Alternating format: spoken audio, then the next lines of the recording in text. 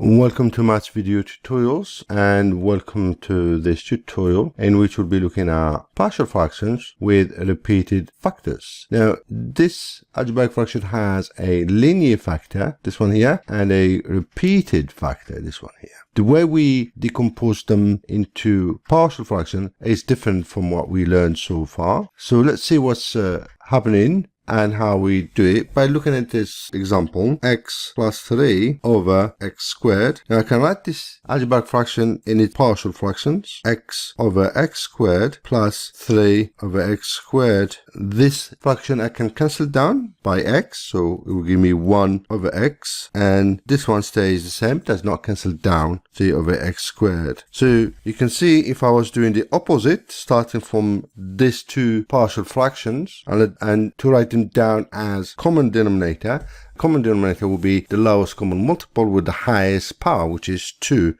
it's going to be x squared. So similarly, for our algebraic fractions, we're going to have three fractions, a, or partial fraction I should say, over x plus 2, plus b over x plus 1, and c over x plus 1 all squared. So what I have to do now is to find the constants a, b, and c. We're going to do that next. So in order to find the constants a, b, and c, we need to convert these three partial fractions back to the original one. So we need to convert the denominator to this one here. So we need to multiply the a with the x plus 1 squared, a bracket x plus 1 all squared. For the b is a bit tricky. We're going to multiply it first by the x plus 2 and then multiply it by itself as well to give us the x plus 1 squared. So it's going to be x plus 2 and then times it by x plus 1. And finally, the c, we're going to multiply it by the x plus 2 because it has the x plus 1 all squared already. So the c is going to multiply with this one here, x plus 2. And this 3 should add up to give us the denominator left hand side, 5x squared plus 14x plus 10. So we're going to do the same method. We're going to give values to x to eliminate some of the constants a, b, or c. So let's do that next. So you can see if I make x equal -1, that would eliminate the a definitely and the b, and we'll be left with the c to calculate. So let's do that. So we're going to do c times -1 add 2. I'm going to write it down. The other side is going to be 5 -1 all squared plus 14 times -1 and plus 10. And we're going to do the calculations.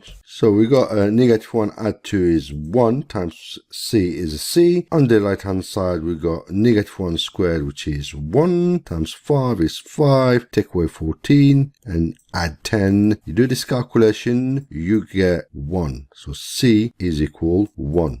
So let's do the next value now by, I'm going to do x equal -2 because that would allow me to eliminate the c and the b at the same time and therefore calculate the a. So for x equal -2, c will eliminate, b as well, and a bracket -2 add 1 all squared is equal 5 -2 all squared plus 14 times -2 and then plus 10, sorry. So therefore this is 1. Okay, because -1 squared is +1, so that's going to be a. Here's going to be 20. Take away, did I say 20? Yeah. Take away 28. Add 10. So that's 30. Take away 28 is 2. So a is equal 2. Okay, let's do the next one now. So now for the constant b, we ran out a bit of options because we have used up x equal -1 from this bracket and x equal -2 from this bracket here. So in this case, we'll just have to attribute the value 0 to x. So let's make it equal 0. And then we'll do the calculation. So a is equal to is this one here. We're going to plug in our expression, the equation. That's 2. 0 plus 1 is 1. 1 squared is 1. So it's going to be just 2 times 1 plus b. 0 plus 2 is 2 times 0 plus 1 is 1 and plus c, which is that one, 1, and 0 plus 2 is 2, and it's going to be equal 10 because 5x squared and 14x will be eliminated. Let's do the calculations. You got 2 there and 2 there, that's 4, plus 2b equal 10. So therefore b is equal 3. So my algebraic fraction written in its partial fraction would be a, which is 2, b is the middle one, which is 3, and c is 1.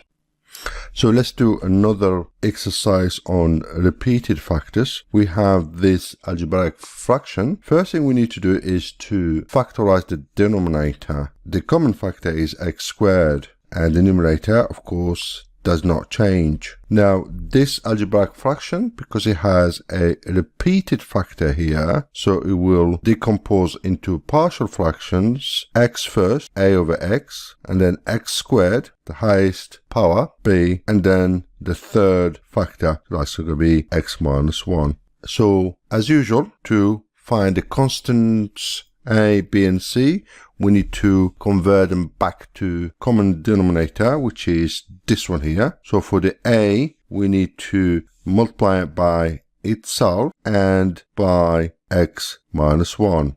All right, so let's do the a times x and times x minus 1. For the b, we need to multiply it by x minus 1 only. For the c, we need to multiply it by the x squared.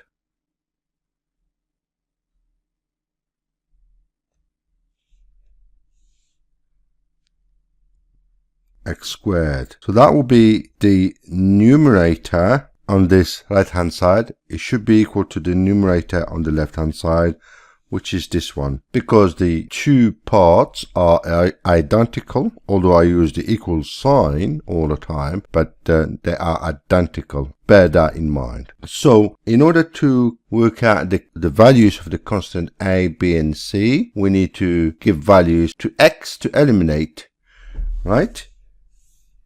For example, if I do x equals 0, that would allow me to eliminate the a and the c. So b would be left. It would be b times 0 minus 1, which is minus 1. And on the other side, the 5x squared and the 2x terms will cancel out and we'll be left with minus 1. So you can see b will be equal to 1.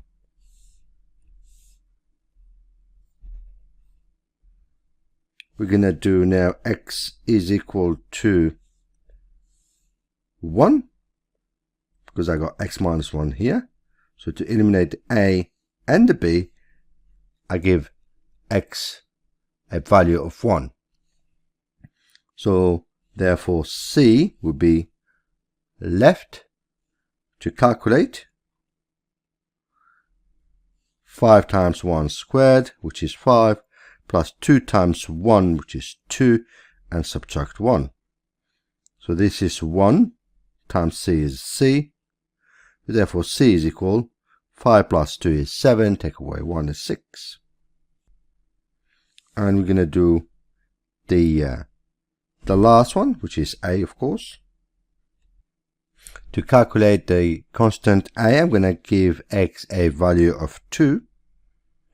So that makes it a times 2 here, which is 2a. And times 2 minus 1 is 1. For the b, we know is 1. Times 2 minus 1 is 1. And for the c, we know 6 times 2 squared, which is 4. On the other side, you've got 2 squared, which is 4 times 5 is 20, plus 2 times 2 is 4, and take away 1.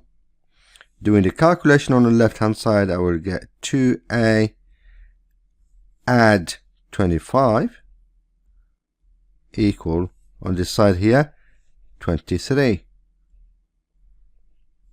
And therefore 2a is equal 23, subtract 25, that makes it minus 2 or negative 2.